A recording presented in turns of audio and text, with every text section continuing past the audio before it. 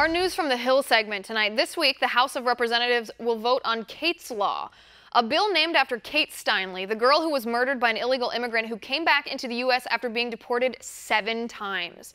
This law would impose a mandatory minimum 5-year prison term on foreigners who re-enter the U.S. after being deported. Seems like a common sense solution, but some Democrats are preparing to vote against it.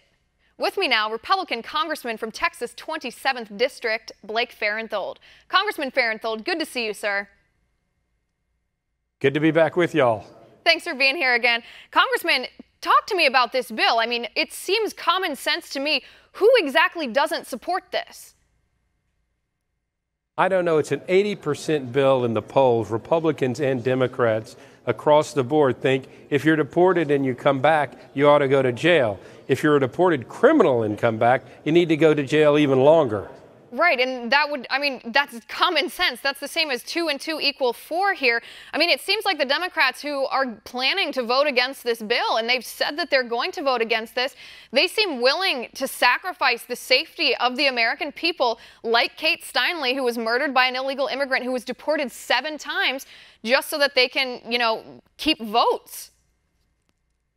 Well, I think there's also an extreme open borders agenda among some of my colleagues across the aisle, basically that says if anybody wants to come to the United States, let them come, regardless of their intent to do us harm, their criminal background, or even their health.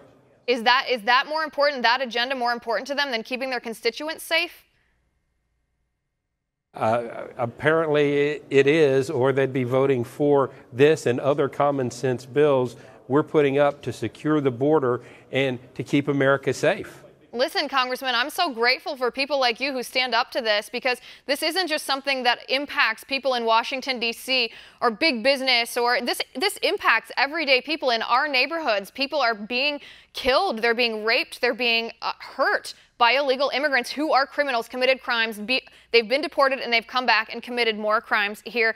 So there's actually 2 bills, though, that are in the House of Representatives this week. There's Kate's Law, and then there's No Sanctuaries for Criminals Act. Does Kate's Law, in your opinion, do enough? Because the mandatory minimums aren't technically mandatory.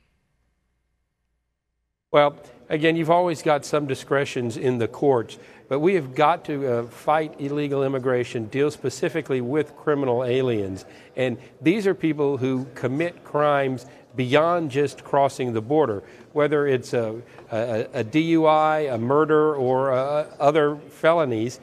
You need to be dealt with appropriately and to keep this country safe. You and I understand that because we're from border areas. I know you do your show from San Diego. I was born and raised and represent South Texas. We're right in the middle of this. This is about keeping our communities safe. And it's not just limited to border areas. The network these human smugglers have that bring illegal aliens across the border stretch from sea to shining sea in this country. Right, it's shocking. I mean, we did a piece a week or 2 ago about human smuggling, human trafficking, that showed the train that came from Mexico, the train of human smuggling that came from Mexico. It reached all the way up into Washington state, across the United States into New York. It's heartbreaking. It's awful. And you're correct. This is about separating, I guess, 2 demographics of illegal immigrants here. People who are otherwise law-abiding. They did come into our nation illegally, but they're otherwise law-abiding now that they're here. And we separate those people from the illegal immigrants who came in illegally and then have committed subsequent crimes. And the crime rate for those people, this is shocking, Congressman, the crime rate, they comprise about 3.5% of our population, illegal immigrants do, but they commit 13.6% of crimes in our nation, which is shocking. And when you're a guest in another country, or whether you're there legally or not, you've got an obligation to behave. You certainly do. I mean, you have an obligation to come in the right way, but yes, you always have to respect the dignity of other people. This second bill, Congressman, the No Sanctuaries for Criminals Act, there's a lot of federal funding that's tied up in this bill. And if you don't mind, go through that. Go through what different cities or municipalities would have to do in order to keep their federal funding. Well, it's pretty simple. You basically just cooperate with ICE. Your funding goes away if you come out and publicly say and actually don't cooperate with ICE and turn over folks that have detainers issued on them. And these are the people who ICE wants to deal with because in most cases they've committed other crimes. you are actually harboring in your city the criminal aliens, and that is dangerous for your city. Listen, I understand some of the arguments that the police and in some of these more liberal cities make, the liberal police officers, hey, we want these folks that are in the country illegally to cooperate with us, but we cannot give anybody a free pass for breaking our laws. No, we certainly can. And like I said, we're talking about people who have committed crimes, sometimes brutal crimes, not just people who are here illegally. And this is very interesting. A function of this bill would require the Secretary of the Department of Homeland Security to make a list of non-compliant states and local governments and report that to Congress so Congress doesn't give them any funding. And I'm going to go back to the question that I asked you at the very beginning. When you see this, I mean, who doesn't support not giving federal funding to states or municipalities or cities who are breaking federal law? And this isn't all federal funding we're talking about cutting off.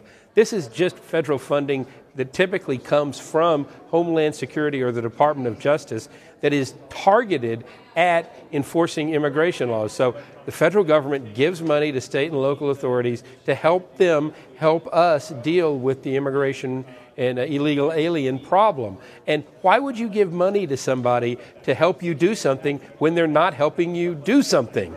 I mean, They're breaking the agreement that they made to accept the money. Right. And this legislation essentially codifies, if I'm not mistaken, the part of President Trump's executive order that the court found to be lawful, to be legal, that you can withhold certain grant-type programs that are associated with the Department of Homeland Security.